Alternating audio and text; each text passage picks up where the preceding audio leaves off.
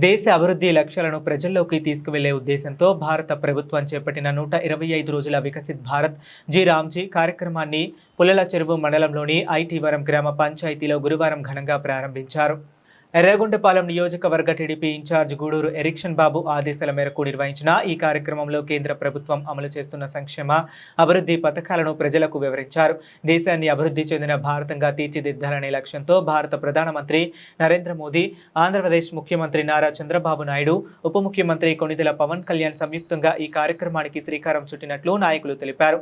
ఈ సందర్భంగా టీడీపీ మండల కన్వీనర్ పోట్ల గోవింద్ మాట్లాడుతూ కేంద్ర, రాష్ట్ర ప్రభుత్వాలు అమలు చేస్తున్న ప్రజా సంక్షేమ పథకాలను ప్రతి ఇంటికి చేరవేసి ప్రజల్లో అవగాహన కల్పించడం ఈ కార్యక్రమం ప్రధాన ఉద్దేశమని పేర్కొన్నారు.